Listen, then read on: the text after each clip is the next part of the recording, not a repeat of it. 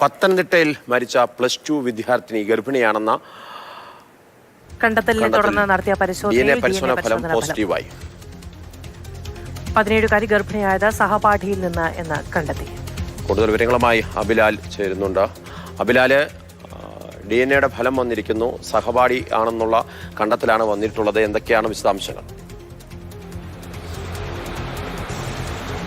പത്തനംതിട്ടയിലെ ഒരു സർക്കാർ സ്കൂളിൽ +2 പഠിച്ചിരുന്ന പെൺകുട്ടിയാണ് കഴിഞ്ഞ മാസം 25-ാം തീയതി ആലപ്പുഴ മെഡിക്കൽ കോളേജ് ആശുപത്രിയിൽ ചികിത്സയിലിരിക്കെ മരണമടഞ്ഞത്. തുടർന്ന് നടത്തിയ പോസ്റ്റ്മോർട്ടത്തിലാണ് പെൺകുട്ടി ഗർഭവതിയാണ് എന്ന് കണ്ടെത്തിയത്. തുടർന്ന് പത്തനംതിട്ടയിലെ ഒരു പോലീസ് സ്റ്റേഷനിൽ ഇതുമായി ബന്ധപ്പെട്ട കേസ് രജിസ്റ്റർ ചെയ്തു. വിശദമായ അന്വേഷണത്തിൽ സഹപാഠിയായ ആളാണ് പോക്സോ വകുപ്പ് കൂടി ഉൾപ്പെട്ട ഈ കേസിൽ പിടിയിലായത്. ഒപ്പം തന്നെ ഈ പെൺകുട്ടിയുടെ ശരീരത്തിൽ നിന്നും ഉള്ള സാമ്പിളുകൾക്ക് പുറമെ തന്നെ ഭ്രൂണത്തിൻ്റെ സാമ്പിളുകളും പിടിയിലായ നൂർനാട് സ്വദേശി അഖിൽ എന്ന സഹപാഠിയുടെ സാമ്പിളുകളും പോലീസ് പരിശോധനയ്ക്കായി ശേഖരിക്കുകയും പിന്നീട് അത് തിരുവനന്തപുരം ഫോറൻസിക് സയൻസ് ലാബിലേക്ക് പരിശോധനയ്ക്ക് അയക്കുകയുമാണ് ഉണ്ടായത്. 3 ആഴ്ചയ്ക്ക് ശേഷം ഇന്നലെ രാത്രി അതിൻ്റെ പരിശോധനാ ഫലം വന്നപ്പോൾ പോസിറ്റീവാണ് എന്നുള്ളതാണ്. ചുരുക്കത്തിൽ 17 വയസ്സുകാരി സഹപാഠിയായ 19-കാരനിൽ നിന്ന് ഗർഭവതി ആയി എന്നത് ശാസ്ത്രീയമായി തന്നെ തെളിയിക്കപ്പെട്ടിരിക്കുകയാണ്. പോക്സോ കേസിൽ നിലവിൽ പിടിയിലായിട്ടുള്ള അഖിൽ നൂർനാട് സ്വദേശി ഇപ്പോൾ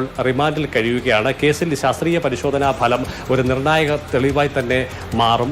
കഴിഞ്ഞ മാസം 25-ാം തീയതിയാണ് പെൺകുട്ടി മരണമടഞ്ഞത്. തുടർന്ന് നടത്തിയ പരിശോധനയിൽ പെൺകുട്ടി അമിതമായി ഗുളിക കഴിക്കുകയോ അതല്ലെങ്കിൽ ഏതെങ്കിലും വിഷദ്രാവകം കഴിക്കുകയോ ചെയ്തു എന്നുള്ള നിഗമനത്തിൽ കൂടി പോലീസ് എത്തിച്ചേർന്നിരുന്നു.